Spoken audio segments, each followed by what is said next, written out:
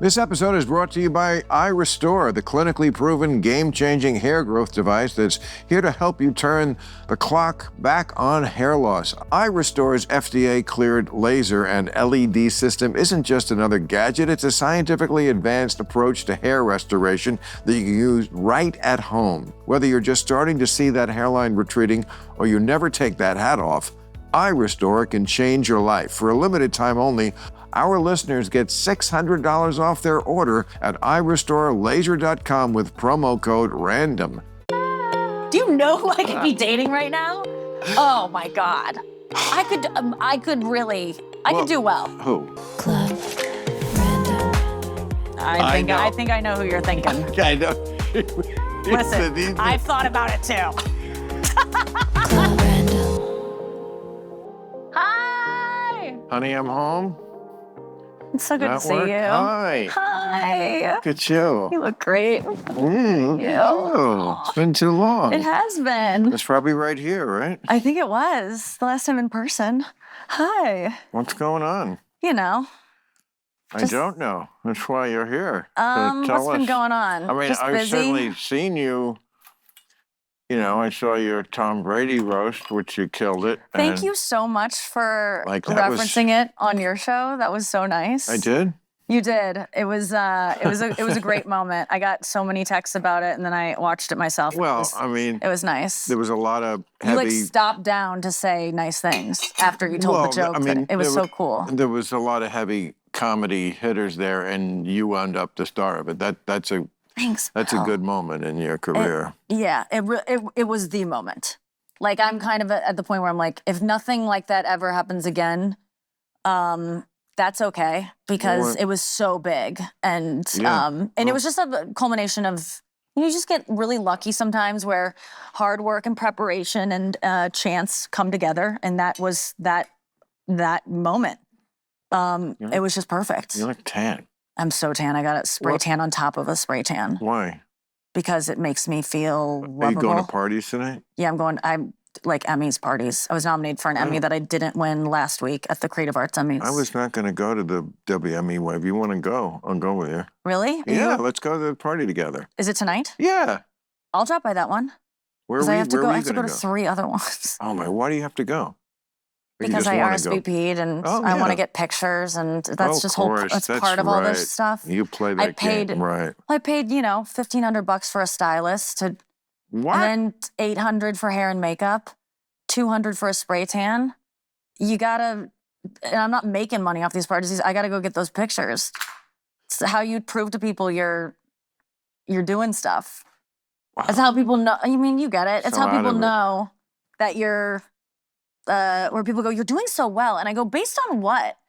And they go, just Instagram, and I go, yeah, it's kind of a lie. Like, I'll even look at my own Instagram sometimes and be like, she has it all. Well, I really will, and be like, wow, she's killing it. And I go, man, I got to remember that this is, when I think that of other people, it's not the case, which we all know. Instagram is a lie. I mean, that's the whole point of Instagram. Yeah. Is leading a virtual life, and look, I'm talking out of my ass here, because do I do anything with it? No. No. But I certainly know enough about the culture and people on it and what people do to know that, and of course, going by my own bits, bits have to be true, don't they? You couldn't say anything that, but I know I've done bits about that, that the virtual world to a certain group of people, the younger set, is just much more important than the real world. Oh, yeah. And it's much more important to look like you're having a good time than to actually having a good time, which someone in my generation finds insane. Yeah, and I'm somewhere in between those two generations. Yeah, you because are. Right. I'll feel it sometimes where I'm like, I'm having a genuinely good time, and it's so glad that I don't have to document this. And then you think later on, you go, why didn't I? I need to tell, like, that was a waste of a good time because it wasn't documented. Like, I have that regret sometimes. I mean, that goes back to Madonna filming herself in Truth or Dare, which is when she was with Warren Beatty. We're talking about 1991, and Warren Beatty in that famous scene, he's only in it for a minute, but he has the great line, like, why do anything if it's not on camera? Yeah. I mean, and that was a long time ago, but that just shows that mentality is not new. Yeah. It's just been brought to everyone, And no wonder you kids are fucked up. No, I know. It's so fucked. And I read something ages ago about it, and I found this really interesting, is that people are so depressed about their lives because we're on the same platform. Like a person who's, a housewife in the Midwest is seeing her little square on Instagram pop up on the same device that Kendall Jenner's is, or Kim Kardashian or whatever. So you don't think of them as like, they're famous, I shouldn't compare myself. They're right next to me on this. Right. So it's like they're my neighbor. Like we should compare ourselves to the people in our neighborhood, like keeping up with the Joneses, but you compare yourself to the next square you see, which is some, billionaire. So does that mean that you want to have the same number of followers as the Kardashians? That would be a success in your... I don't. I'm really happy with how I am now. Like, I'm really not looking to get any more famous. Like, of course I'll take it because I want money, because I want to survive in the apocalypse and have to be, or whatever happens, I want to be able to protect my family, money's great. Friends. Yeah. I want anyone in my family or loved one to get cancer and go, I'll take care of it. Don't worry about anything. You're going to get the best treatment. That's what I'm stockpiling money for. That's what I want fame for. Because the pressure is not that fun, like to get more and more followers and not be able to go out and get recognized. That's not that great. Money is good when you're sick. I mean, that is true. Yeah. It makes a difference. But also fame. Oh, yeah. Doctors definitely... Try harder. You definitely want doctors who are fans. Yes. And not ones who are, certainly you wouldn't want one who wasn't a fan. Yeah. Or even indifferent, I feel, is like, you know what, I can find a doctor Yes. who can look up my ass and loves me already. Yes. And I just feel like it's going, like any place, it's like a restaurant, like anywhere, it's just going to be, why wouldn't you? It's not a dumb pursuit to want to be famous. I think we not ascribe so much, you're so vapid if you want to be famous, but it makes sense. You're more protected in society. You're treated better. It's great. What kid of almost any age doesn't want to be famous? A lot. And when you were growing up and you had dreams of this, did all of your friends have dreams of this too? Because mine didn't. Mine were like, that's not my life. And I go, why would you not want to be famous? Isn't this... Yeah, but that's because I think the other kids, I mean, you probably recognize in yourself, even when you're a kid, what your talents are, where some kids think they're going to be world-class athletes. Yeah. Very few of them do, but some do.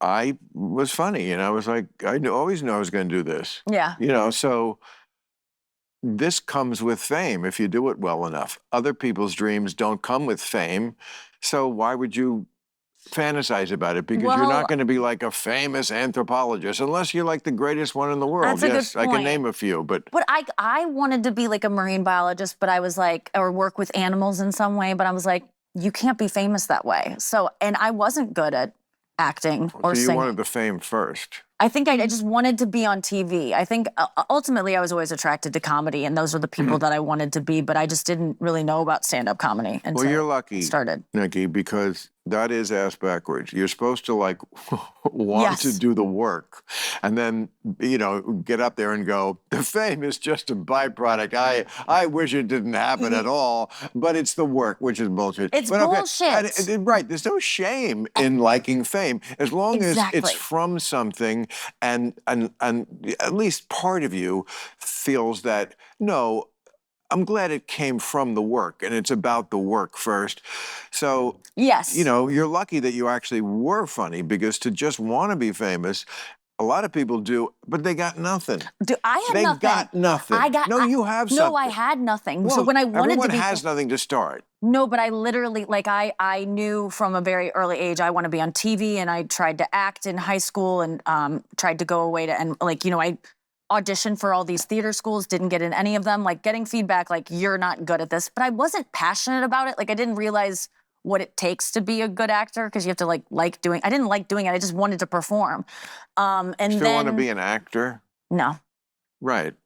No, to be honest with you. I mean, I'll do it because if it's fun and it's the people I want to work with, and it's like a quick shoot and it's not long, lonely days in Vancouver and Yeah, it would be good for you? They do a lot of these ones with a big cast and it's a murder mystery. Yes. Bring me on for a day or two. You could, well, probably a little more than that, Sure. but be one of the people who could have killed the motherfucker who's dead. Yes. And let Daniel Craig figure it out, or whoever, is the dude. And, I love the Kenneth Branagh, Hercule Poirot movies that he does. I don't know anything about those. What? I'm sorry. Oh, my God. Hercule Poirot, you know who that is? Don't talk to me like I'm the Haktua girl. Okay?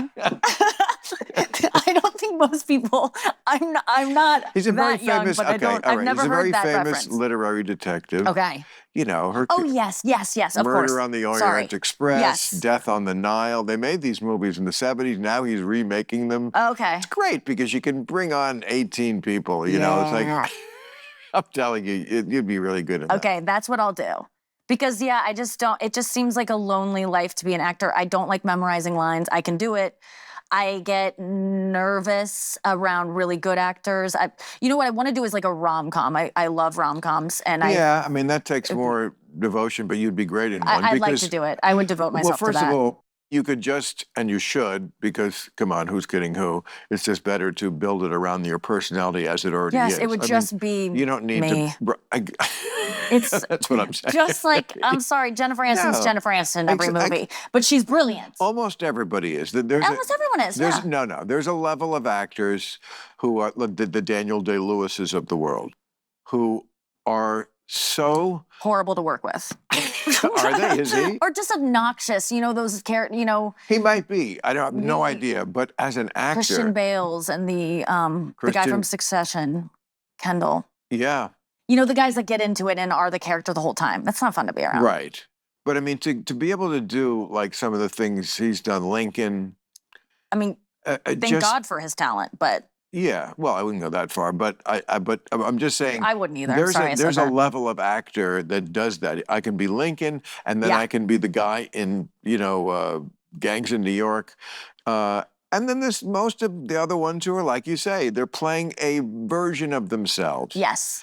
Meryl Streep can come out of a Holocaust situation. Most people can't. Yeah. There's just a lot, and so they don't try, and they shouldn't try. And they shouldn't. And you shouldn't try. I will not be doing any period pieces. That's my. That's my. Yeah, I want to play myself, and that would be any roles I ever get. I'm just like, can she just be kind of like a sassy girl that? And the girl's always a photographer or. What's the other job they give girls that are just like... You could do one of those murder mysteries, and it could be important to the plot for some reason when you have your period. Yeah, perfect. That's a period piece for me. So it'd be slightly... That would be amazing. Different. I feel like we could weave that into a plot. Oh, God. Like I gotta get this role before I stop getting mine. The detective knows that you are innocent because something with your... Oh, that's really good.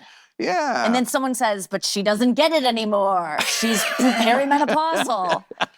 No. And then, you're too young and vibrant. Thank you. Are you still in love? How's that shit going? Yeah, I'm still in love. I'm more in love than that's ever. So great. Thank you. Oh, as we talked about last time, as I did my little part in the beautiful plot with the Hawaii trip, and I feel like when the movie is made, that will be a significant act of our film is the Hawaii trip of. Now, you didn't have your period on that trip, did you? I probably lied and said I did to avoid intimacy, but no. Why, you just said I would never. I would never. No, I'm so in love. I mean. But here's the thing, though, as you know, like, what do you sex care? You like gets it hard. In the ass anyway. I do, but not even that anymore. Like, I'm just kind of going through a non-sexual part of my life, which is just tough to reckon with. I got to get blood work done. I got to, like, figure out why I'm, like, not horny anymore. This poor guy. But we're so in love, and, like, I had a breakthrough recently with him where we were kind of maybe going to go our separate ways. And then, again, I just stopped... I just had an epiphany. Like, it's so basic, but I just realized, like, no one I'm fantasizing about maybe replacing him with, or, like, not even a real person I'm thinking of, no one's going to be perfect. And the things that aren't great about him are not me. It's him. He doesn't need to be perfect for me. Yeah. And it was really just about acceptance. And we've just been so good ever since. He's become my creative partner. Like, I've really brought him in. And so we're like. Oh, he's such a funny guy. He's funny, and he just handles all the stuff I don't want to handle. Yeah, he's a he was great producer. person. Oh, I loved him. He's awesome. He loves you so much too. And so, we're so happy. That's so delightfully honest the way you put that and the way you said that, because most people would not say what you said out loud, and everybody's thinking it, which is like, you said something like, anybody I could replace him with. And that's something people just don't say out loud. Oh, it's something I thought a lot. And I'm sure he thought it about me.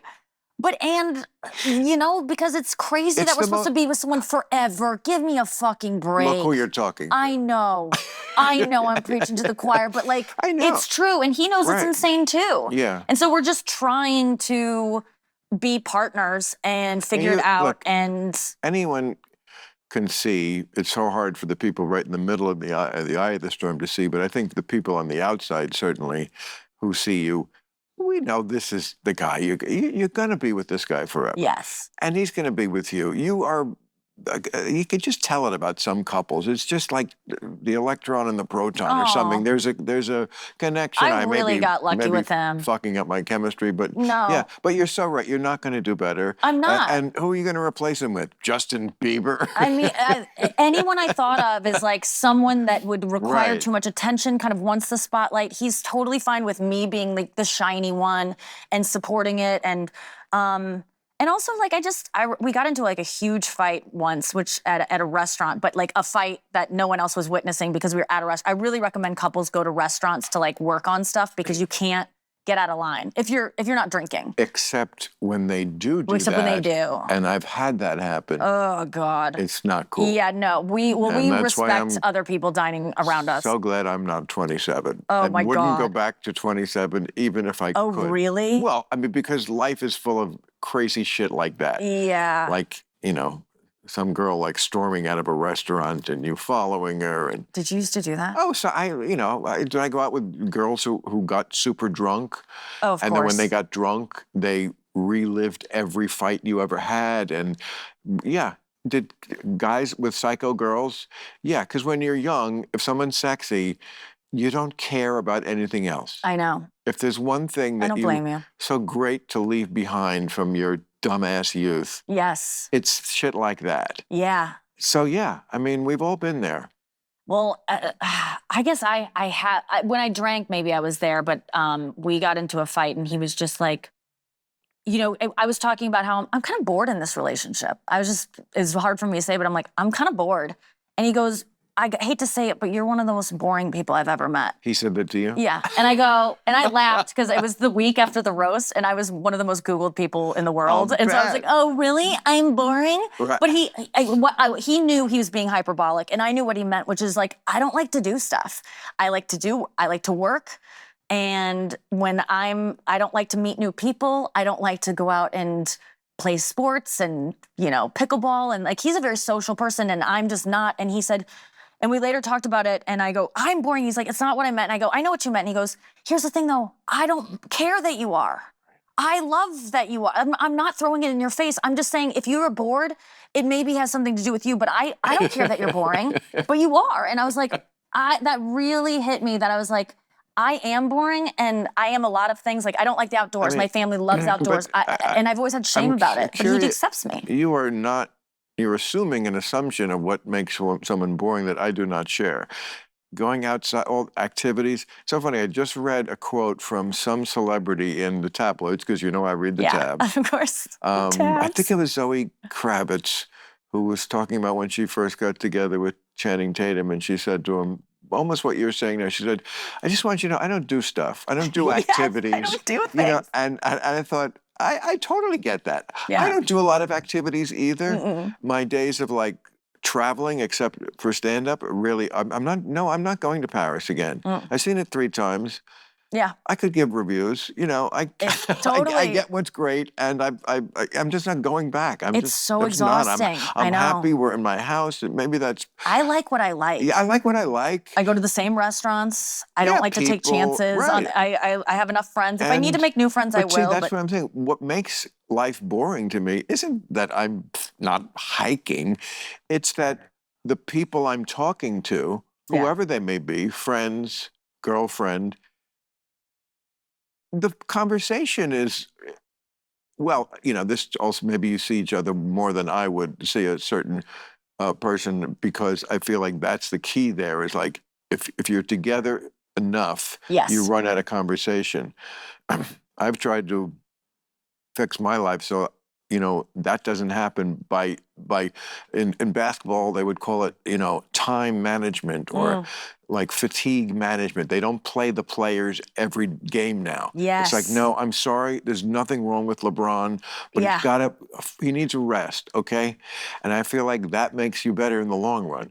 But as long as the conversation, I don't want to go to, I'm the one who's like, no, I don't want to, that's it, because wherever we are, unless we're like having a good time talking about it, whether it's watching a movie or looking at the Grand Canyon, then I might as well be alone. Yes. And I don't want to go to the Grand Canyon alone. Yep, that's when I'm bored, is really based on conversation and how open people are willing to be and how honest is really. Because everything else, when you're not totally honest, is just lateral motion. Oh, it's an offshoot, but it's not this most exciting thing, which I guess to people like us is just, yeah, you're right. I'm the same way. Move forward. Yes. Like what's new, what's realer. And sometimes that can be hurtful. Club Random is brought to you by the audio marketing gurus and Radioactive Media. The daily grind is back. It's fall and Q4 is upon us. So isn't it time to juice your business for the end of the year? Why don't you do something new and adventurous and utilize a new marketing angle by harnessing the power of audio and partner with shows like mine? The team at Radioactive Media can ensure that your message will stand out by driving new customers by using the power nationally on podcast, terrestrial, satellite, and streaming radio. Radioactive Media can create a customizable campaign for your company's needs so you can attract new and qualified customers. Radioactive believes is so much in the power of audio marketing, they put their money where their mouths are by using it themselves, right here, right now, on this silly show. Learn how you can experience the power of audio marketing by also utilizing the strength of text messaging, which can generate an ROI, oh wow, one of those, as high as 7 to 1? No. Yes, apparently, yes. Don't fall behind your competition. Go to radioactivemedia.com or text the word random to 511-511. Discover how audio marketing can surpass your current strategies with new and innovative ways that sound better. Go to radioactivemedia.com or text random to 511-511. Text random to 511-511 today. Terms, conditions, message, and data rates may apply. And I like to debate a lot. Okay. I like people more after I've gotten into a disagreement with them, and some people really don't understand that, and they think I'm mad at them, and they take it as really hostile. I've had to pull back on it, but I realize that's how I connect with people, is being like, so you think that? Okay, well, let's examine that. No, I really want to, and oh man, people can shut down. I've lost some friends over it because they're like, Nikki's too much. You and I would be terrible together. Oh, we've debated before, but it's good because you like it but too. I'm just saying, like, in a girlfriend, that's like the exact together. opposite yeah, I couldn't. It would just, yeah, we would. I'm too old. No, it's not. Well, it's that's not mainly that. You look great. It's Thank not you. that. It's that. And by the way, neither one of us is thinking of replacing you with it. But I'm just saying, personality-wise, that's like the opposite of what could ever work for me. Really? Yes, in a friend. I am what my mother used to call a pipe and slippers guy. Okay. I didn't think I'd become one, but that's what you are. Yeah, I like comfortable. I don't like. I love to be told new information. Yes. I totally don't mind being told I'm wrong if you don't do it like an asshole, and if you can show me why. Then it's like, oh, great. I thank you for stopping me at this moment of my life before I went out and said that. Yes. To more people who would all think I'm stupid, so thank you. And that happens. It does. So it's not about that or ego. It's just like, I just like to be comfortable and just tone and Yeah, I I want would a soft... never talk to my boyfriend like I just talked, by the way. Oh, you think that, like, Oh, you don't? I'm very respectful. Okay. Like, I think that's really important in a relationship is that there's just, you know, I've never thought I'd be someone that was like, you respect your man, but like, I really now more than ever just like so respect him. And so I would never talk in that tone because I think my parents talked in that tone a lot. Sorry if you're listening, parents, but you did. Who else gets that tone from you? D-listers? No, just like my friends. Friends. Like I say, D-listers. D-listers? My friends for sure, like, and you know, new people I meet, other other comics. I would say young comics that I'm kind of just like trying to rattle. I would say maybe I have that kind they of. must be shitting their pants when they meet you. Isn't that something you went from the young comic, not that you're not, I was going to say, when did this happen? To like the person who now they're shitting in their pants when they meet you. Oh God, the other night there was a girl that was in the green room at the Comedy Store, just like, I just want to say, like, being in your like aura, like I just feel like I'm funnier. And I was like, I haven't said anything. I'm in my phone. I'm scrolling. Like there's nothing. But and she was just like, but she's just talking about your work. It was really, really sweet. Like it was so nice. Your last special was awesome. Oh my gosh, thank you so much. You did. I did. You wrote to me. Thank you so much. I wish there was a better memory for specials. I remember you at the end with your... Oh yeah, I was acting out a gangbang. But I mean, so many bits I loved, and also, I mean, you know, it had a kind of a build that was very, you know, I feel like you took it to the next level. Thank you. Yeah, Thank you. I really learned a lot watching you, especially. You were just so many just great points made so perfectly comedically, but like also being intellectual about it, trying to say something. You know, you want to have those like kind of messages that change the way people look at things. But you also want to be funny. It's just, it's hard to balance both of those. No, I mean, it's kind of like this discussion we're having here. Your honesty about, especially the subject that is most sensitive of any, because when you think about it, you know, the person who you let in as a lover now is potentially, just by that act of letting them in and loving you and loving them, just by that, they are now your worst potential enemy. Potential. Yeah. Because they have things on you. Oh, yeah. And ways to hurt you that no one else does. Yes. So if it doesn't work, or if it works partly by this mingled into the relationship, that's what Who's Afraid of Virginia Woolf is about. The Taylor Burton movie, you know, the one? Yes. It's a famous movie they did in the 60s when they were married. Elizabeth Taylor was, you know, the Angelina Jolie of her day. I mean, nobody was bigger. And Richard Burton was her fifth husband or something. I mean, she was like, the paparazzi were kind of invented for her. Oh, that's right. Yeah, I mean, she was the original that. So she and Burton, they met on Cleopatra. She left her husband at the time on the movie she's making, and it was the most expensive movie in the world at the time, like $1 million. And she was having like the chili from Chasen's flown in from Beverly Hills to Cairo. I mean, it was, you know, it was all that. And, you know, they made this movie, Who's Afraid of Virginia Woolf, black and white. I think she got the Oscar for it. And it's just a couple who they are just always saying the worst things to each other, but it's also what keeps them together. Oh, yeah. It's an amazing study. You'd like that. I definitely should watch that. Yeah, yes. They were, and, you know, he's a professor, and so he's not really doing well, and he doesn't really turn her on, and she flirts with other guys in front of him and belittles him for his achievements, and then, you know, he just takes it, and what? That just sounds awful. Too close. Yeah. I mean, I could have been in something like that, but yeah, we go to couples therapy now, and that has been the most helpful thing. I never thought he never would go to therapy on his own. That was in your show, wasn't it? And then we did it on my reality show, just like as a bit for the show. You know, you got to go do shit on the show when you're someone who doesn't like to do stuff. Wait, it's called a reality show. Are you saying what I think you're saying? I'm saying that it was invented for the sake of the show, for us to go, but we still see that same therapist from the show that we went to as a bit for the show. You know, 3 years later, we still go to her. And we go every week, whether we're doing well or not. Because we used to just go in for checkups, and now we go in just consistently. And it's just like, And I recommend it so much. what does the ref do in this situation? I'm We very literally curious. she goes, how are you guys doing this week? Yeah. And then we will not have said any of this shit to ourselves because no matter how much we're like, let's get ahead of it and just like next time, let's not let it pile up.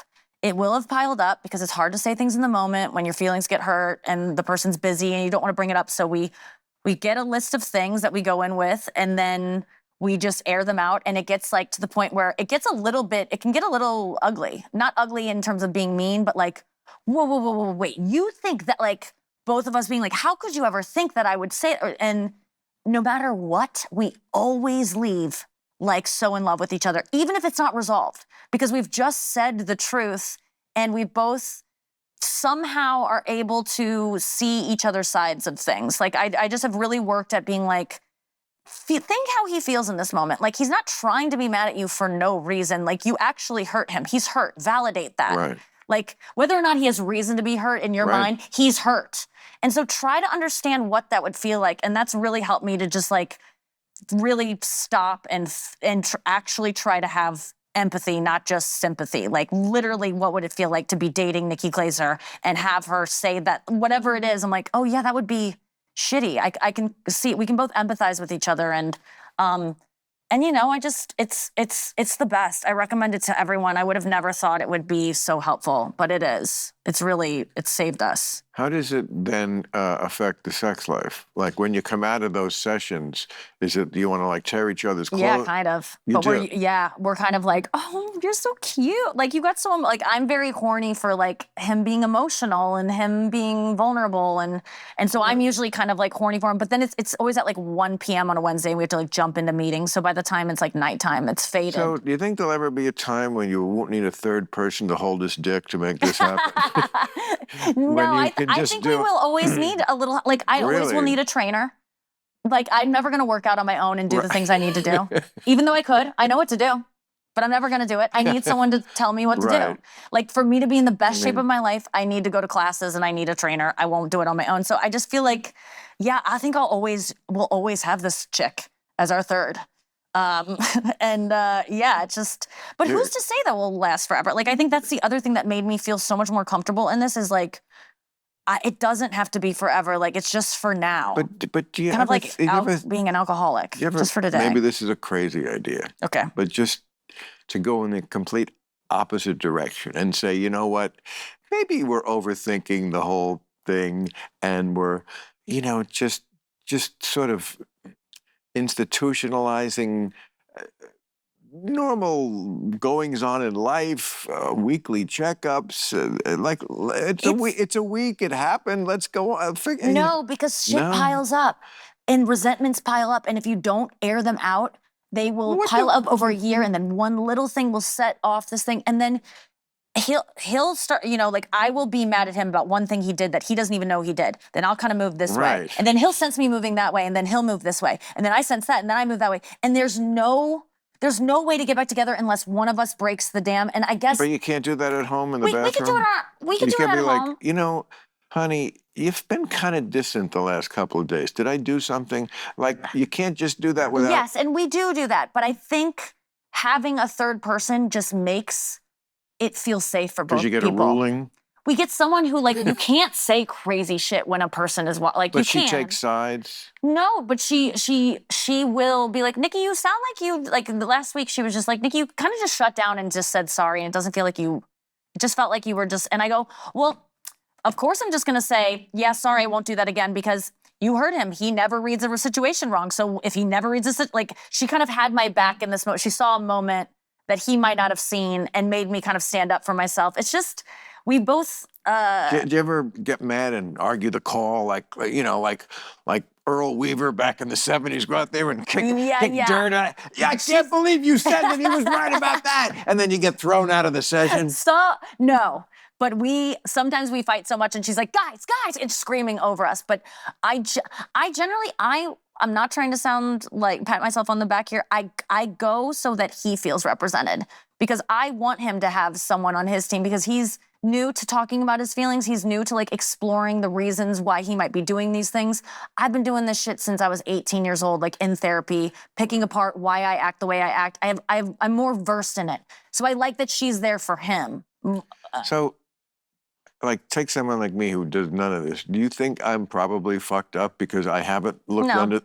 No, I don't. You just think it's a different. It's some people do it this way and some people do it. Yeah, I just think, I mean, I think it would help if you were in a relationship that was like having the same issues over and over. There's no question it would help. It can only help. It wouldn't hurt.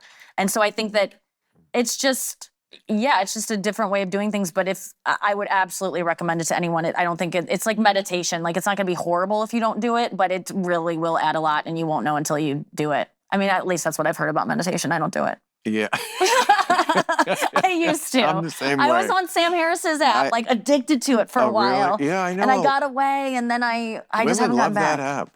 It's so good. When I was doing it, things were good. Why'd my you mind. stop? That's a good question, because you just get scared of it. You get scared of sitting in silence. You get scared of, I don't have the time for it. It's like any excuse of like all the things that make you feel bad. You get scared of being alone with your thoughts. If you're someone who's like running depressed and anxious. But the whole point of it maybe is to not have thoughts? Correct. Bill, no. Okay, here's the thing about meditation that I know, and I think Sam would back me up on this, is that you are having thoughts. It's the ability to see those thoughts and go, oh, it's a thought, and just kind of let it go past. Right. So you're having thoughts the whole damn time. Sometimes you don't, it's the whole time. Well, there's ways. Look, here's how again, I'm not the best at this, but I can, especially if I need to go to sleep, I can do this. Like, first I remind myself of what the brain is, which is, yes, thoughts are always incoming, and they can be random, and they can be like about the song you heard in the morning, and then it can be about what I have to do at the show tomorrow, and then it can be about this person. They're just incoming. Yeah. I picture myself like in a room, and they're all incoming, and I'm just like, okay, I push them. Like, okay, I'm not, you guys, I'm not killing you or hurting you. I'm just pushing you back. That's so healthy. So just to know where I am, and then you do have that boring thing, your mantra you're not supposed to say, but it's just something. So if you have a song stuck in your head, no, you're not saying. You're just saying the same word over and over again. Mm-hmm. That's boring. And then if you close your eyes, you don't see blackness. What you see is like patches of light, and it looks to me like the universe. And I imagine, it's a complete recapitulation of the universe. It's just a little patch of light against the complete blackness, but that's probably a fucking galaxy forming. Yes. And so all this boring shit that's like, now if there's a day that's going on where there really is something troubling, I am definitely not good enough to keep that thought out. No, I mean, but in a normal day, I can, because it is just, and what I try to tell myself at the beginning is, whatever these thoughts that are coming in, just remind yourself from the beginning, you probably won't be thinking about them at all in a week. Yes. This episode is brought to you by iRestore, the clinically proven game-changing hair growth device that's here to help you turn the clock back on hair loss. I love iRestore because it has helped my friend Dave, I changed his name to not give up his hair growth secret. Dave has seen wild hair improvement in his hairline, which was less consistent than a border fence. Dave, wink, wink, I mean you, Jim, now has a ton more confidence, is happier and more productive, and totally stopped wearing a baseball hat with a suit jacket. Not a good look. iRestore's FDA-cleared laser and LED system isn't just another gadget, it's a scientifically advanced approach to hair restoration that you can use right at home. The iRestore Elite, the most powerful device on the market, is engineered with 500 lasers and LEDs designed to provide maximum scalp coverage and deliver the energy necessary to revive dormant hair follicles. Whew. And who doesn't want to put a light-up thingy on your head when you're watching football? You do what you have to do, don't you guys? The iRestore Elite uses low-level light therapy, LLLT, as if I have to tell you, a treatment that has been clinically proven to stimulate cellular activity within your hair follicles. This stimulation increases blood flow to the scalp. It's like Viagra for your hair, delivering essential nutrients and oxygen that help to reduce inflammation, one of the key factors that contribute to hair loss. Interesting. Well, in just a few months, you'll start to see noticeable improvements as your hair regains its vitality without the need for drugs, painful procedures, or expensive surgeries. Whew, it's the most non-invasive, pain-free, and drug-free way to bring your hair back to life, backed by real science. Whether you're just starting to see that hairline retreating or you never take that hat off, iRestore can change your life. For a limited time only, our listeners get $600 off their order when you use code RANDOM at iRestoreLaser.com. That's $600 off your order at iRestoreLaser.com with promo code RANDOM. Are you ready to get medical-grade red light treatment at home to regrow your hair? For a limited time only, our listeners get $600 off their order when you use code RANDOM at iRestoreLaser.com. That's $600 off your order at iRestoreLaser.com with promo code RANDOM. Hair loss is frustrating. You don't have to fight it alone. Thanks to iRestore. I've been having this thing lately where I've suffered with it forever, but just instant regret of why didn't I? It's usually with work things like, oh my God, it could have been so much funnier if I would have told Bill that story or said that clip. Or, oh my God, there's a line I had that was perfect. That would have been so perfect. It would have been clipped and it would have gotten a million views. And I'll beat myself up about it. And I just lately, and I can spiral on those. Lately, I've just been like, you have to put that podcast away. It happened, and you don't get to open it again. It's, you don't get to. I just came from taping real time. That's every Friday night is I could have said or I should have said. And what do you do with that? Exactly what you're talking about. You have to, it's tough, if you're a perfectionist and you want the show, I always want the show to be as perfect as it could be. I mean, okay, so yeah, you're like, oh, damn. And I feel almost like personally bad to the audience. Like, oh, I could have given you this. They don't even know better, it. And they don't know it, of course. And people go, they loved it. And I go, but they don't know how much they could have loved it. They would have loved it even more. Exactly. You really want to be there for them. Yes. You want to be their hero. So it's like, I feel like was I denied? Yeah, absolutely. The audience loved the show. You could just tell. Yeah. And it was a great show. Al Franken was there. Lots of funny stuff. A lot of funny stuff to talk about. So much this week. Yeah. But yeah, you're going to have those moments, or not just in our professional life. I have it in my personal life. I'm at a party and I leave. Oh, I should have. Yeah. And the French have an expression for this. It's called l'express escalier, stairway. Yes. And it means literally the thought you have on the stairway. Oh, God. As you're leaving. And then you pause. The apartment, like, oh, I should have. Oh, I'll get like a feeling through my body that kind of just like radiates like a pain. Like Chris will sometimes in bed, I'll just go, oh, and he'll go, what? I go, I just should have said this thing that I didn't. And there's a great joke that I just left and there.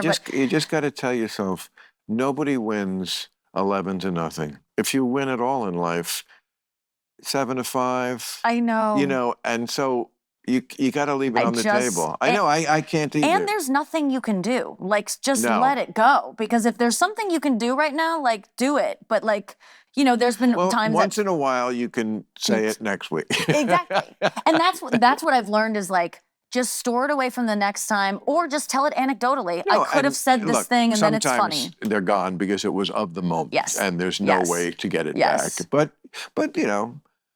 look, I've never been the type of comic who deliberately writes. That's like some comics, that was their thing. Maybe you do it that way. No, I do not. I don't either. I never have. Right. There's no record of my work anywhere. Really? You don't write it down? I write it in my phone. Like, I jot a note in my phone, but I don't write like a sentence. Okay. Wait, what do you do? You write? You have notes. Yes, I've always tried to be vigilant about when we are just fucking around and thinking of and just getting high, really. Mm-hmm.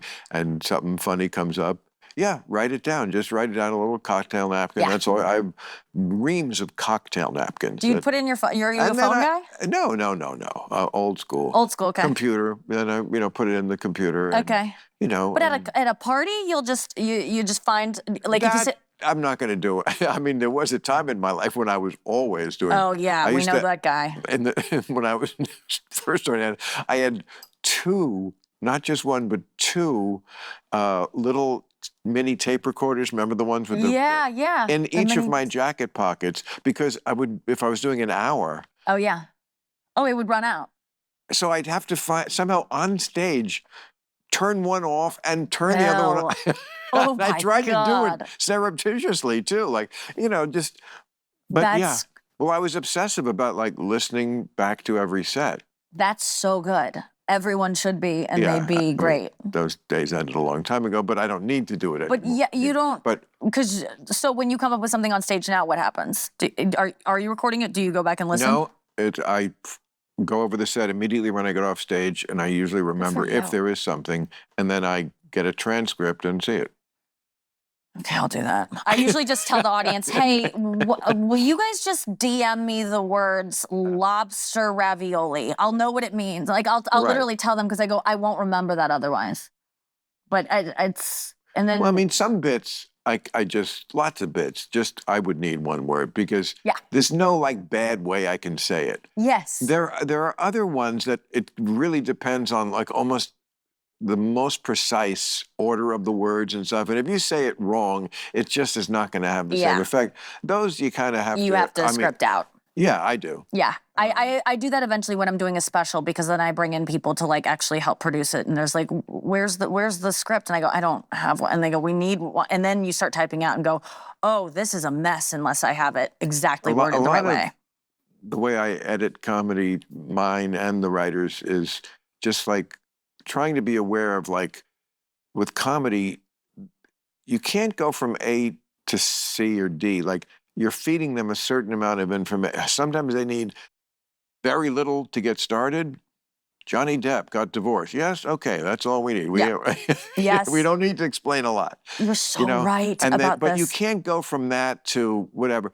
You have to feed them this. Okay, now I've got this, and then I have this grasp on this, and now I can hear the punchline.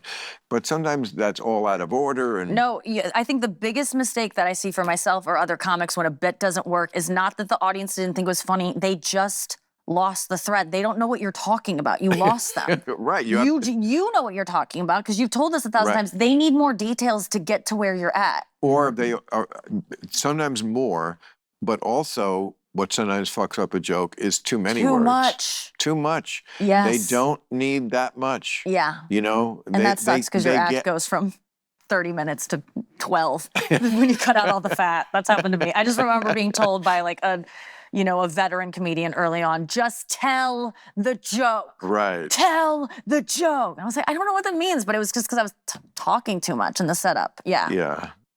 The quickest amount. Like people that just go up and your first joke should always be the smallest to me. I'm so scared about getting that. Joke? Yeah, the first joke. I want to laugh as soon as possible. Yeah. So what do you do? What do you use? I mean, I used to use like I just turned 35 in June of 2017, like something like that Yeah. that just kicks you. Like your age is never going to be something that Right. you can't go then talk about what's going on, some kind of very quick thing. I remember as a starting out comic, I hated it because unlike now where you're a known quantity, you don't have that awkwardness at the beginning, like, who the fuck are you? Yeah. Yes. It's just a rotten feeling. A It's bunch of people awful. looking at you at a comedy club. They just went to see comedy. Yes. Who the fuck are you? And you're right. You want to, my opening line in like the late 80s, I think, was like, I'm from the East. And then I would say like, Japan or something. It wasn't that funny. That is funny. And then I said it funny, I think. And then it'd be like the Osaka area. I'm from back east. I'm from back east, Japan, something like that. That's so good. I and, think you need to bring that back. And then I would go right into I think my impression of a New York City cop at the crucifixion. That was my second joke. Show's over.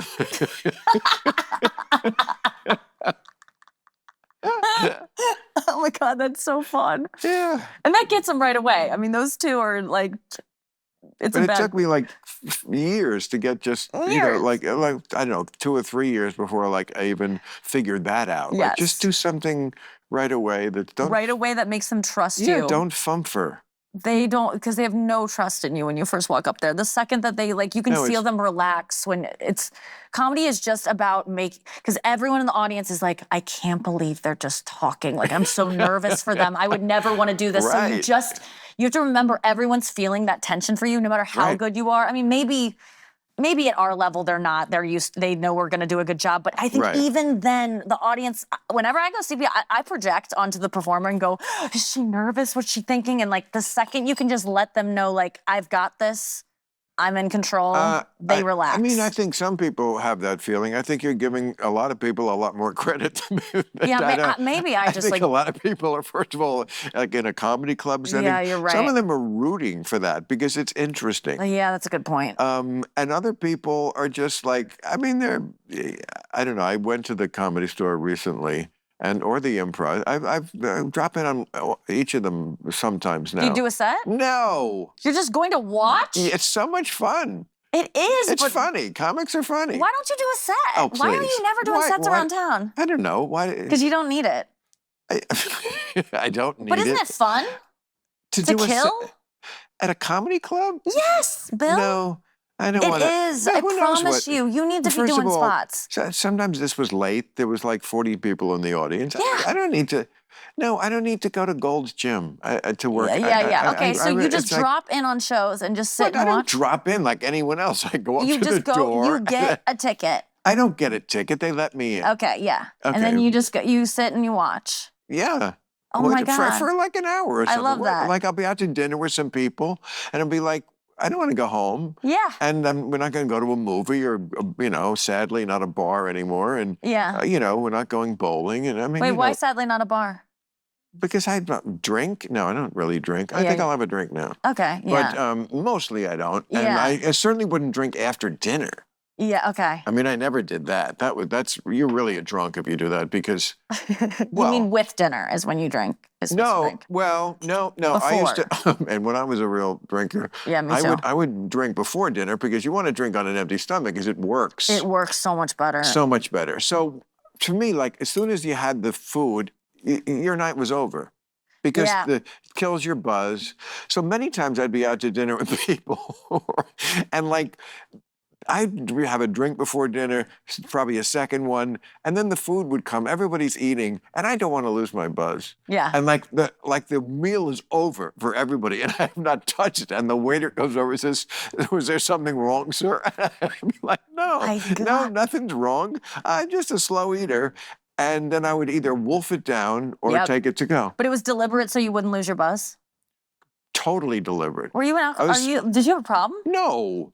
That sounds like someone has a problem if they're like trying, like. Oh, God. No, I don't think you have a problem. I'm not accusing you. I know you don't have a problem. I've been around you too much. And you're too successful. Well, now I have 3 drinks a week. So my problem is I can't drink because I'm too old to when you're 68 years old, you're on a short leash. No, you I used to love That's the drinking only so reason. much. And I never had a problem. A problem is like I can't stop. It affects my work. I had a problem like any normal person. Like I drank too much because I could get away with it. Had a great time. Also made me act like a douchebag sometimes. Yeah. But I was at 35. I was probably still gonna act like a douchebag anyway. What? No, I get what you're saying. I wish I could. I stopped drinking 12 years ago, and I would love to be someone that just has 1 or 2. And I think I could. But not everything. But I just can't. Yeah. I just don't want to test it. Like I'd rather not even try. Because it's just too risky. There's too much to lose. It's so funny because I feel like I know your parents now, and I know your upbringing, and I know your house, and I know that life. I mean, middle class, great, nice people, kind of mid-American, white girl life. I'm like, why all these issues? It's like I don't know. It's so annoying, and it's so. Well, I think it's connected to your talent. People who are very talented, who have that thing. No, it's sometimes connected to a little bit of madness. Yeah. You, Hitler. I'm just saying there are people. Thank you. Like they were a genius at some things, like he was with commanding a crowd, right? Like Trump. I'm not saying Trump's Hitler. No, you're not. No, Hitler actually fought the Russians. But yeah, you got to be a little. Yes, there's constant discussion of the connection between madness and genius. Charlie Chaplin, who of course is almost a doppelganger for Hitler. You know, they were born the same year. Oh, whoa. They became phenomenons. Well, Charlie earlier, but I mean, like Same a level mustache. of mass adoration that very few people have ever witnessed. We're seeing one now in Taylor Swift. Mhm. But Chaplin was maybe the first show person who had that kind of Oh, like, wow. oh yeah, like when he went to London after, I mean, when he was at that level of fame, the headline, I think, in the London Times was just Chaplin. You know, he was just in town. It was just, and he was, What was his crazy? 12-year-old girls for one. No, Charlie really? Chaplin? I didn't know that. Oh, yeah, Charlie Oh, Chaplin God. oh, yes. I mean, of course, this was in an era when nobody That was did fine. anything about it. Yeah. Oh, he course. married them. I mean, they, you know, I Ugh. think there was a couple of I suicides. can't believe I didn't know that. Oh, He isn't. yes. I don't think he's been publicly canceled for that yet. Charlie Chaplin? Yeah. Well, In that way, the way that everyone's gone. he was you know. canceled in his lifetime. Like way before canceling was a thing. He was an expatriate. He moved to Switzerland because he was so unpopular here. He was a Because of the young girl thing, or just because of other stuff? No. Yeah, they didn't care about that. Didn't blink an eye. No. No, but his politics Okay. were way too far left. Oh. He was either a communist or he flirted with it. I don't want to misquote. Yeah. But he was definitely on that. I mean, he was socialism plus at least. And so I feel like, yeah, Hollywood, and of course, the world went from silent films in which To his talkies. genius was, to talkies. Oh. And he never, It's like the advent of social media where some people are just like, Correct. I don't know Yeah. what to do with this. me. Yeah. Well, you're doing fine. You're all over social media for someone who's not on it. You're everywhere right. on it. Really? You get clipped Really? a ton. Oh, yeah. Oh, I mean, good. your show and your podcast do a really good job on there. Shout out. They do. They Yes, do. They really do. absolutely. For you not really being involved in that, like you seem very much But a part of it. also, I must say, I don't see you we doing just- dances. We need to get you doing that. I just don't. Maybe I'm missing it, but when I see other podcasts, I just don't see people getting quite as down and dirty. Yeah. No. I feel like there is something about Club Red. I don't know whether it's these club cigarettes. I think it's you. I can't put some of it's me, some of it's the people I like, Yeah. Yes. you know, and we feel like, It's just, and there's nobody else in the room. yeah, that's good too. We're just not, We're we don't alone have in big, here. it's just, you just, And we don't have mics like in our faces. That's what I'm it makes you saying. kind of forget that there's I cameras are feel- kind of hidden. I forget. Yeah, I've a couple times during this as well. It's It's good. nice. Because that's why I've always liked you. Is just I've always felt since we became friends, I can just be myself around. I mean, I was very nervous to meet you at first, and like, I don't know anything about politics. How am I going to hang out with him? It's just like, oh, he just likes people who are honest. Yes. And that's what I like too. But wait, what's your Well, crazy? What's your crazy? What makes you want to? Why are you What? like? If everyone who's like drawn to comedy and you know, Oh. what's yours? That's a great question. I don't know. I'm pretty sane, I think. You know, have my quirks, but cautious. You know, I feel like sane people are in general cautious. Yeah. Sometimes that can bleed over into paranoia, but a little bit of paranoia is not a bad thing, especially in a world where everybody's trying to get everybody. Yeah. So excuse me for worrying about it. You know, no, the press is my friend. I forgot. No, nobody's your friend. No one is. Well, I mean, so we are, but like I'm talking about like people, if they can use your hide to advance themselves, they will. But you know, anyway, I just think I'm a cautious person. But you don't have like depression. I or don't I anxiety? don't do stupid things. Like people are always like, "How did you get so rich?" I'm like, never got married. No divorces, no alimony, no stupid hobbies. I don't collect cars and motorcycles and jewelry and art, and none of that would give me any pleasure. Yeah. So it was all gravy money, you know. It was Yeah. and I spend it on what I don't need to live That's like what I've been just doing. comfort. I'm working on a bit about it, but like I spend my money on Taylor Swift concerts. Like that's been my thing. I've been to 18 and 15 months. Does she know this? She probably does because I talk about it a lot. But I just travel and go see her any chance I have because it's the most fun thing imaginable to me. And it's like I can't really talk about it that much because people are just like, oh, must be nice. You can afford that. And it's like I can because I don't have kids. Like. Right. This is way cheaper than having a kid when I'm doing thousands of dollars on this. And yet it's just like, why don't people who have kids ever get comments like, wow, must be nice to have kids.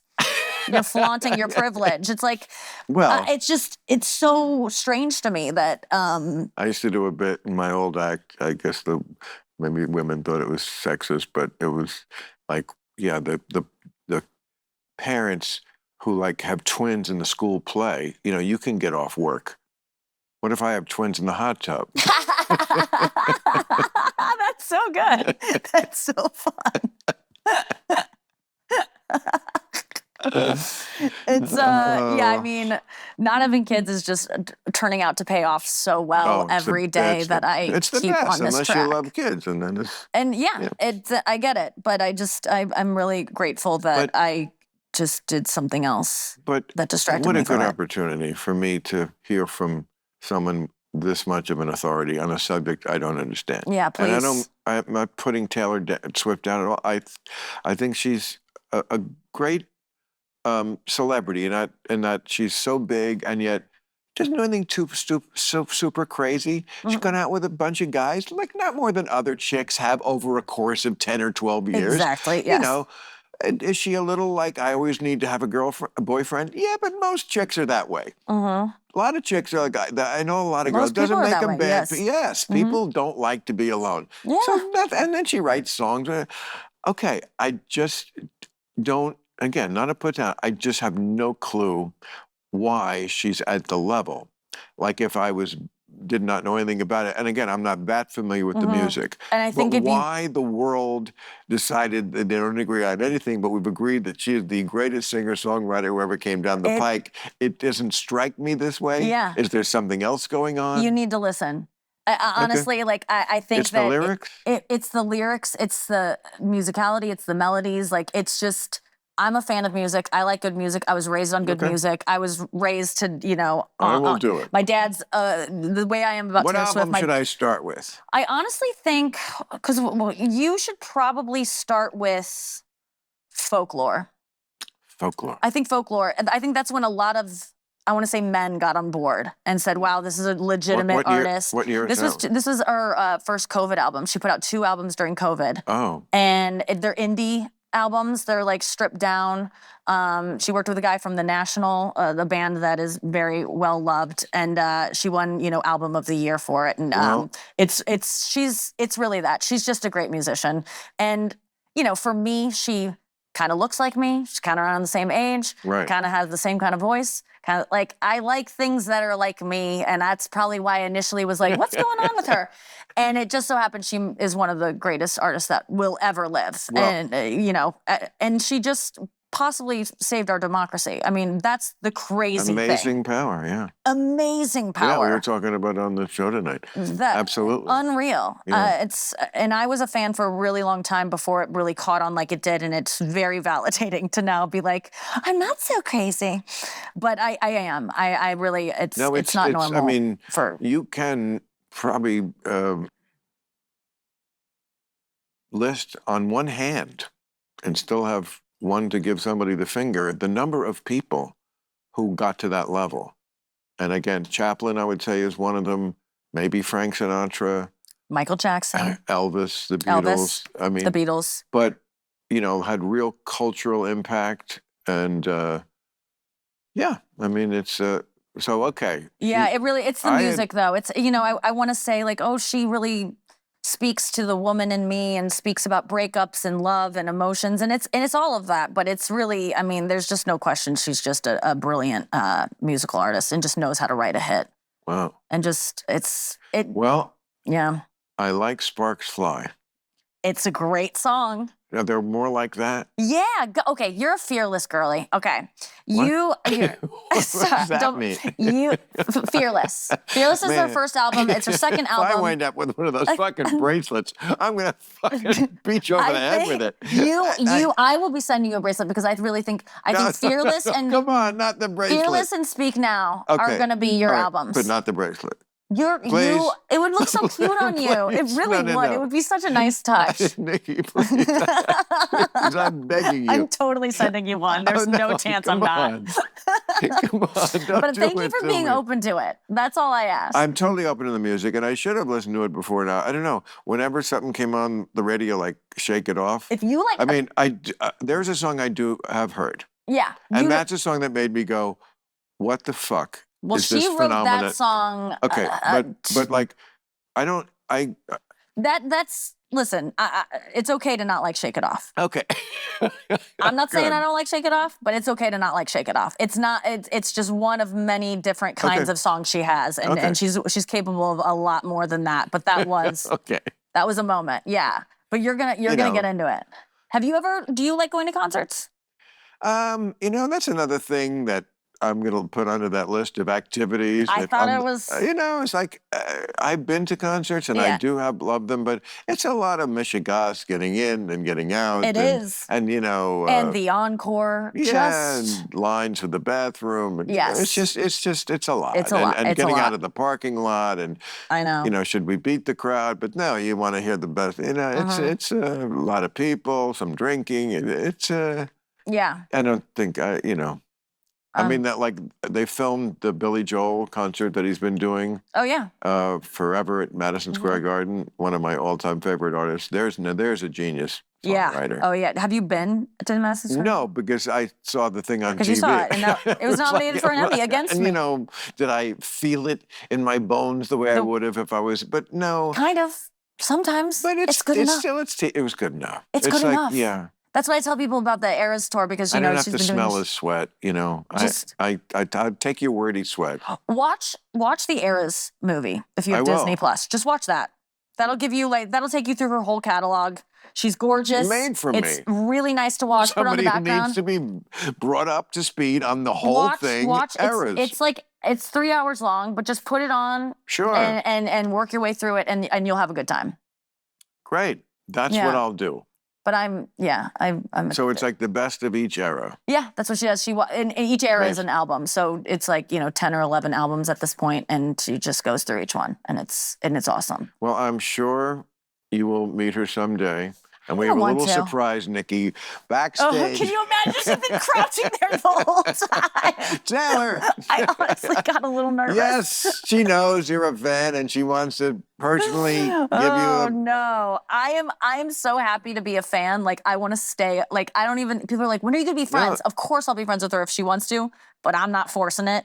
And Right. I love being a fan. No, I did do some jokes about, my boyfriend's a football player. Yeah. Which, I've seen them. do you think that I've scrolled past angrily Oh, and said, I'm not really? gonna like those. No, that no, no. made you mad? No, of Oh, course okay, not. Okay. You're I always do. so... I do. It hasn't started yet as we're talking about this, but by the time this airs, it will have happened. I do for Thursday Night Football for Amazon. I do their after show. I do like a speed roast of the Cool. football game Oh, wow. that I write during the football game, and then do a little kind of Wait, where is this? Where am I going to see this? on Amazon the Prime. Thursday yeah. Night Football, I like on just their watched- after show. I just watched it. Yeah. So Did you do it Thursday night? No, I'm starting this next Oh, Thursday. good. I didn't miss it. Oh, Yeah. perfect. Yeah, it'll be like a 3-minute roast of the game. And I don't know anything about, I'm learning about football. It's like, honestly, I'm trying really hard, but it's a really complex game, but it's fun.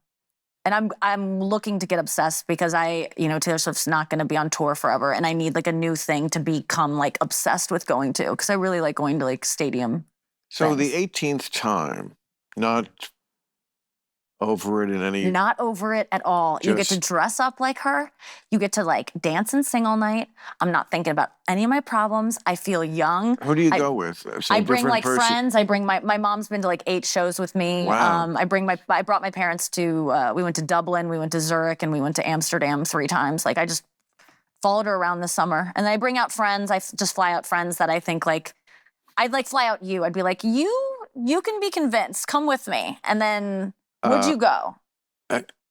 If I have to give in on the bracelet, You have to wear a bracelet. But no, But yeah, I bring people who are kind of on the fence, and I go, just come with me. Okay, no, I'll watch it. Okay, yes, I mean, look, if I wouldn't leave the house for Billy Joel, I can't afford another ticket, to be honest with you, Bill. So that was a false invite. How much are the tickets? I mean, they're crazy. I'm gonna try to go front row in Miami, and I think it's like maybe gonna be $10,000 for one ticket. Right. But you know, I don't. You can get front row. You know, they're resellers that are they're marked up on StubHub, but I'll wait till the day of and see what happens. But yeah, I've spent a lot. I think the most I spent is like $7,500 a ticket for my mom and I to be front row one time. And it was so fun, and I never get tired of it. And people go, "Is the show? What does she do differently each time?" I go, "You already were in the front row." Yeah. And did she acknowledge you? There's so many people in the front row. It's a big stage. No. And I wouldn't expect it. You didn't think you saw a little something in the eye, like, oh, hey, Nikki I don't Glaser. even want her to like look at me. I just feel like it'd be too distracting. No. Oh my God, that's what they used to say about Jesus in the old religion movies. They would just be a glow, and the camera couldn't even show it because he was Jesus. Oh, wow. And then the people would just look down. I almost feel that way. I know, really it's disturbing. Because you know what's disturbing about that? Like, if she said vote for Trump, then he'd win. I know. Oh, that's not good. I know, but she didn't. No. So I'm okay with it. Yeah. I'm okay with her power, but, as long as she's on the right side of things. I think I said this tonight on our show. Trump, that's a cult, but so is this. It is a cult. And, you know, maybe a cult leader can be, you know, good for good and not evil. I think she generally is. That's why I say I have no reason to put her down or desire to, and I always have the greatest respect for success. Matter if you're at a level of success that's enormous, that always has my attention, my respect. Yeah. I could look at it and go, well, you know, that's because people don't have great taste. I could. I'm not saying about her. I certainly have said that about other things that were massive. Not everything popular. that's massive means it's great. No, I agree. And a lot of times it's not. You know, most of the time it's a bad sign if it's massively popular. Don't get me started on writer's embellishment, Hot Pockets. I don't know. You know, many things that our friends have appeared in. Yeah, and things and cultural things that people think are great milestones that I don't. Yes. But I do respect, and I do respect what she has achieved. And yeah, you're right. This elections that we have now are so close, razor sharp. I mean, Trump won the first one. He pulled an inside straight, and basically with, 70,000 votes or something, was it, across 3 states? Something so small. I mean, she registered like 400,000 people. I mean, right there could be the difference. I mean, it's insane. That's a number. Well, that's how many people went to the link. Did that many people register from the link? That's what I read, but I don't. Oh my God. I don't know. But that makes me sad. Like, sure it'll be. How is this the reason that you do it? And I'm glad it's the reason. Right. Whatever gets you to do it. But really? So do you get like is there a fan club, a newsletter? Is there like the Beatles used to put out a special Christmas album just for the fans. Not an album, one song. They would sing some chanty or something. Oh yeah. And do you have something like this with the Taylor Swift? She does stuff she's constantly doing stuff for us. Like, she sees us. That's another thing that's like. But there's no formal club. Oh, there's no formal club that she's created, but there's clubs which we have created as fans ourselves. And what if forums. I wanted to join the club? You could absolutely be. Yeah. No, only if it was a formal club. I'm not just fucking around. I want the Christmas record. She's not giving us any. No, she gives everyone equal stuff. I don't think there's any club where you get like special releases or something. Do you want my prediction about the love affair? Yeah, I have one too, but I'm not going to share it. But yeah. I think I've said this. Harvey Levin and I have a gentleman's bet about it. He's going to dump her. It's just what guys like that do. They get the fuck stink on them of like a celebrity woman, and then they're a made man for the rest of their life, and that's what's going to happen. It's like, Pete Davidson, as soon as he got with Ariana Grande, he was a made man for the rest of his life. And I feel like this is what's going to happen. What if I ruined your night? Quite possibly. I think Travis is different. I think he's different. I've met him. He's a very nice guy. Oh, he's a charmer. He is a charmer. He's very talented. I just don't think I think Taylor Swift isn't. You just don't let something like that go. Like he knows what he has. Spoken like a true cultist. Truly, you don't get better than that. Well, and he. Of course, you don't know what goes on. I mean, you only know her from afar. You don't know what she's. Yes. I mean, no one knows what goes on. Speculate all day, but yes, in of course. a relationship or what people are like. Mm-hmm. I mean, why do you think he's stuck if he's the one? And all the other, I mean, there was the actor guy, the English actor guy, the other English actor guy, and wasn't the guy from 1975, didn't he have a cup of coffee with her? And yeah, but this guy is Travis is lucid. And he's... Lucid? Like he's... The others weren't? Kinda, oh, I would argue. On. The English actor dudes, they look very lucid. No, okay, I can't speculate, but I think that, I don't know. I can't say anything. I can't. And it's not a cult, but I swear something horrible will happen to me if I speak ill of our leader. I mean, the rules are the same as Scientology, but it's not a cult. It is. I mean, it's so delicate that I'm like, I can't even talk because it's like I know what it's like to be treated. Well, to be treated like a suppressive person. You don't want to be a suppressive person. I get it. Oh, I get it. Oh, you do? Let's move on. Yeah, no, really, I don't want to put you. I mean, you seem genuinely. It's honestly is that if you're a Swiftie, like you can't have anything bad to say. And I honestly, I'm checking myself and I'm like, I honestly don't have anything bad to say, but I definitely can't even like have a conversation around bad things. That is how much. Because I was talking about the boyfriend, John Maher and all the guys. Yeah. You know, I would. I mean, like those didn't work out because she didn't want them to. That's what I would say. And you know what? You got to kiss a lot of frogs.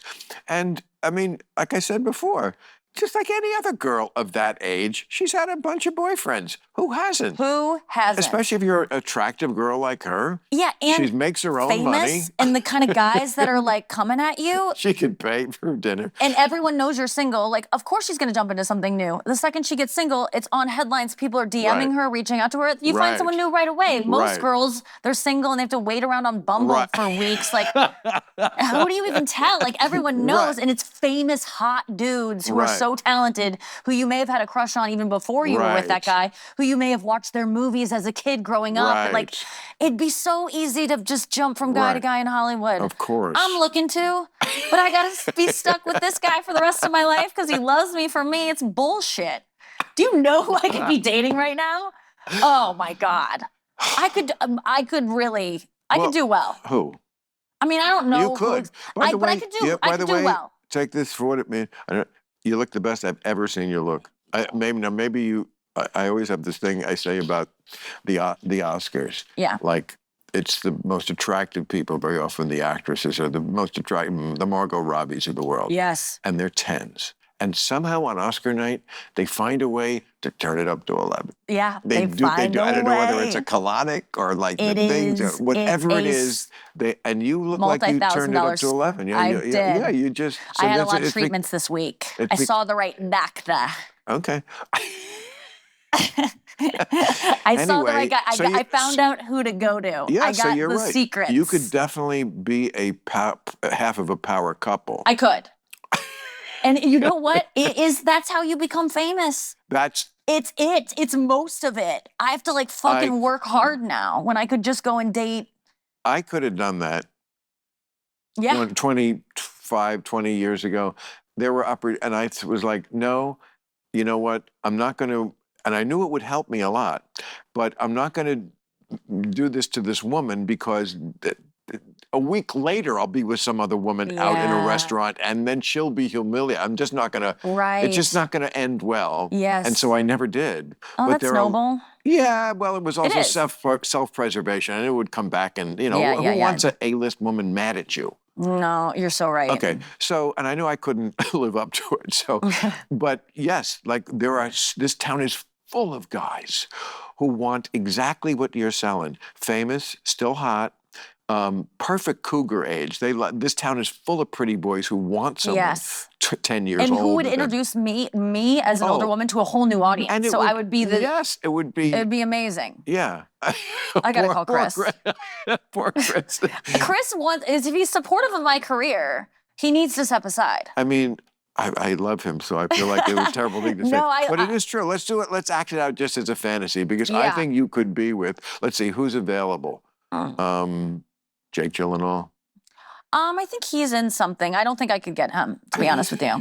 Yeah, I'm too like yeah, it's he's not the- a you're right. foul-mouthed comedian. I'm not going to get an A-lister. Like I might get a young A-lister, but not an old. Maybe. I don't know. I don't know either. I really don't even. I just know that I could have some fun and be photographed with some people, but I don't know if anything would last or anything. But that is a big part of it. I mean, I remember Chris Evans oh yeah, got with Jenny Slate. yes. Oh, that was so big for female comics that day that broke. We were like, we can do it. He likes us for her personality. A guy like that. No, I mean she's stunning, but I mean like it was still Okay. like so. So if that happens, okay, I think we have to think of that as the model. Yes. So if that happened, I don't know. He's a newlywed, so he's not on the market. But, No, he's but not. who's in? Oh, you know. I know. think I know who you're thinking. I don't. Listen, I've thought about it too.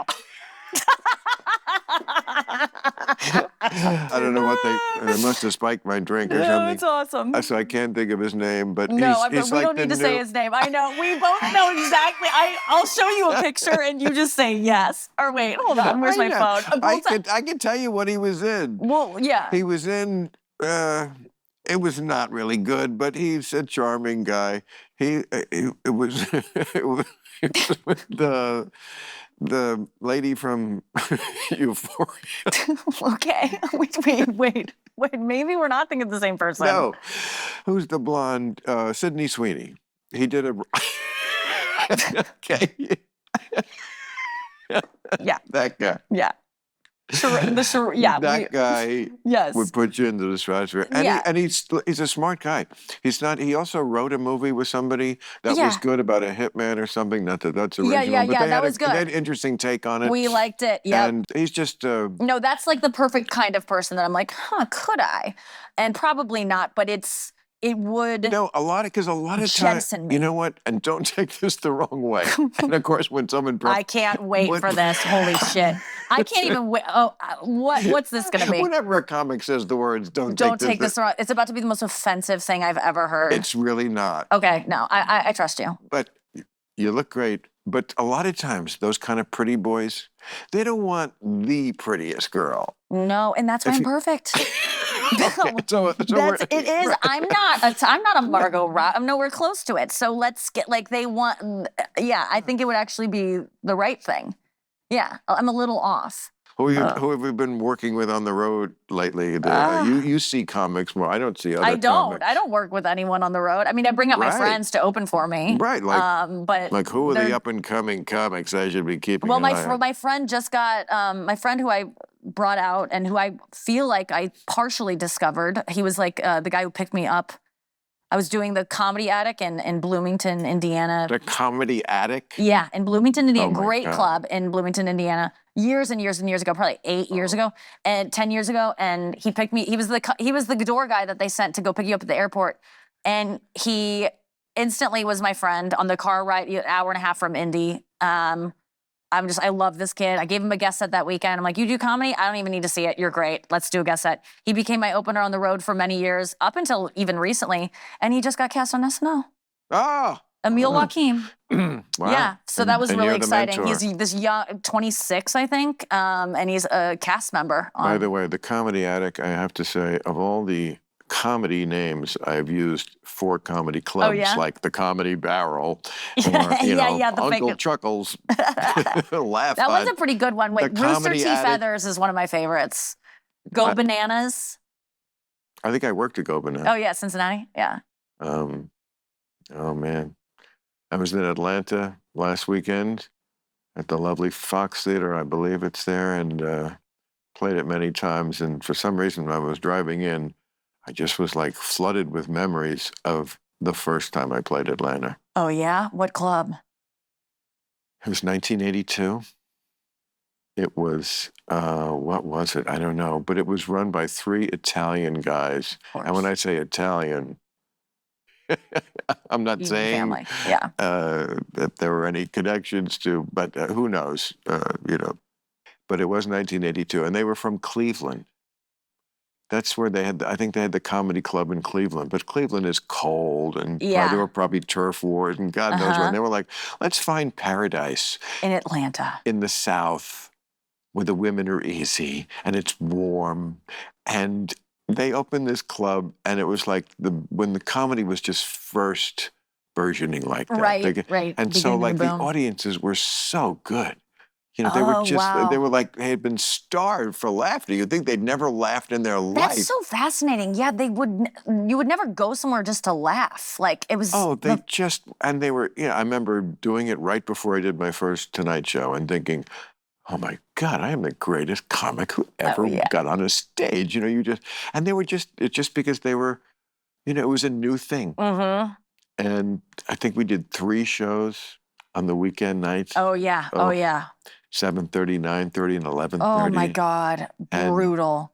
Where you don't even remember what jokes you've done on the other shows, so you start almost repeating yourself. Well, that's a nightmare that a nightmare. I have such a fear of that. I only did it once my whole life. I do 2 shows nights sometimes. But it was so traumatic. And I go, and I'll be in the middle of a joke, and I go, did I already say this? And they're like, no. I'm like, oh, I'm too old to be doing 2 shows in a night. You just quit. And then you don't do jokes that you think you did. And but if you do 2 shows, you have to stick to a script. I know, and I don't have a script. Right. I'm always just picking willy-nilly. That's how I do it. Wow.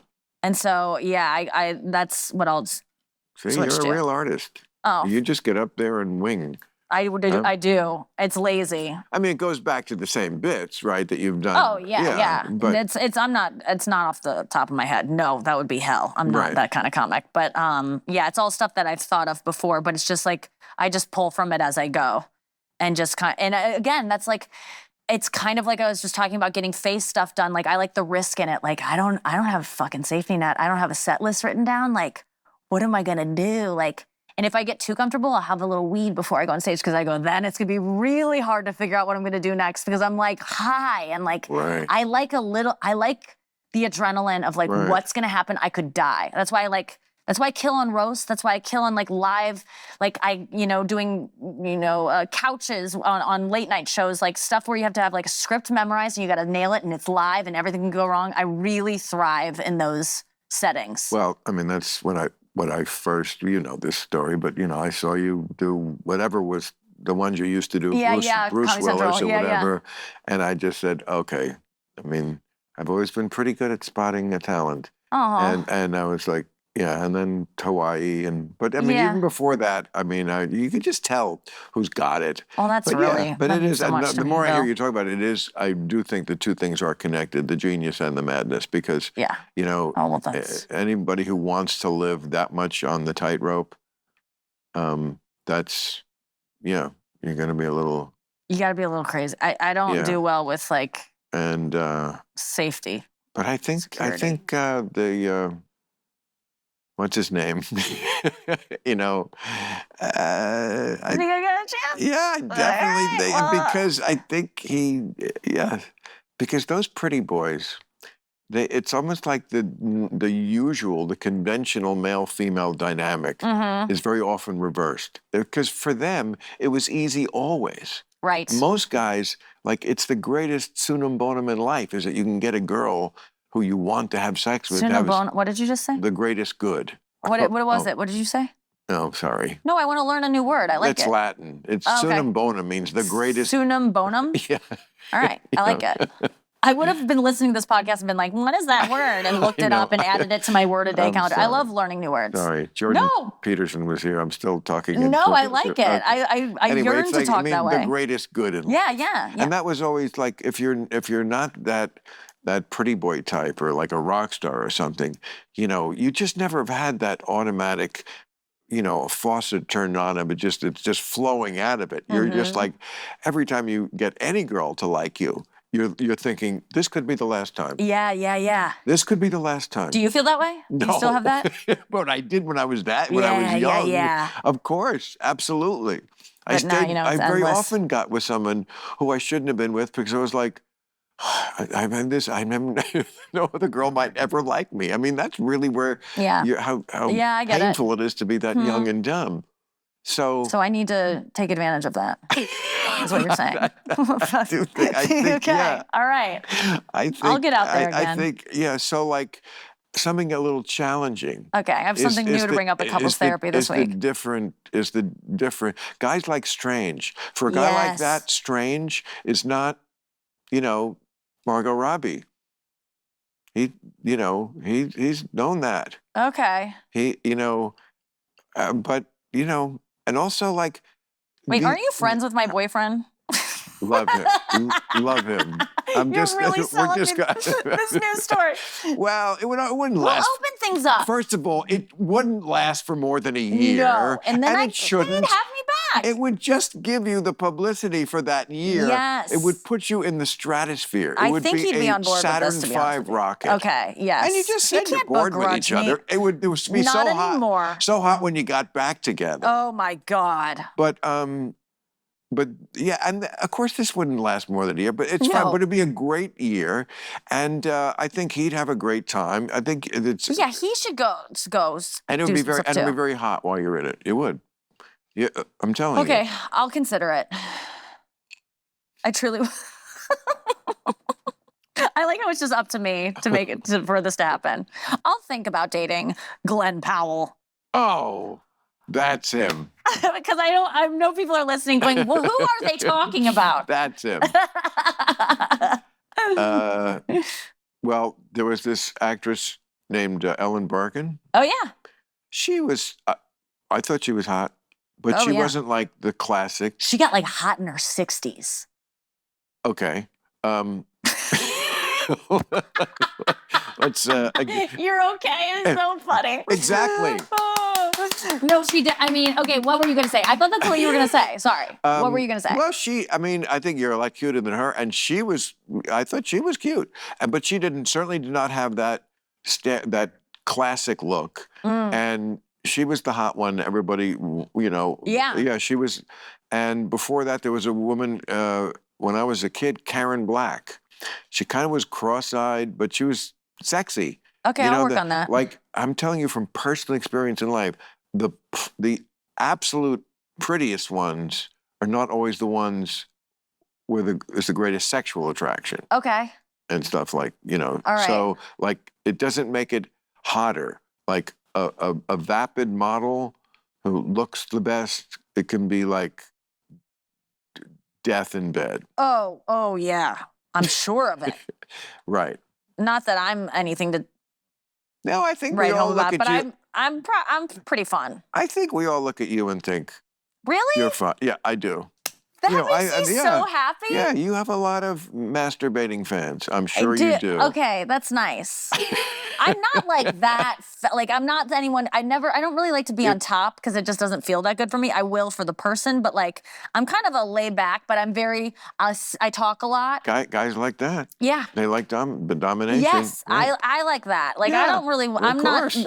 and that's the problem is that a lot of times men are attracted to what they see on stage with me of like Right. ball buster, roaster, and I'm like, Right. in bed, I am Right. the literal opposite. And see, that's even better because it's like she's a ball buster, she's a ball buster, she's a ball buster, and then when I get my dick in her, she obeys. Yes, Daddy. Yes, exactly. Okay, yes. well, there's nothing hotter. There's nothing hotter than that. People Magazine, most beautiful person of the year. They're calling right now. Glenn Powell is on speed dial as we. Where's my phone? All right. Well, I'm going to let you get out to your parties because he's probably at one of these parties tonight. All right. Right? From your mouth. I bet. And you can tell him what we talked about, and then I'm sure he'll see this this will air clip. and it'll prove it. All right. All right. I love you, Bill. I love you too.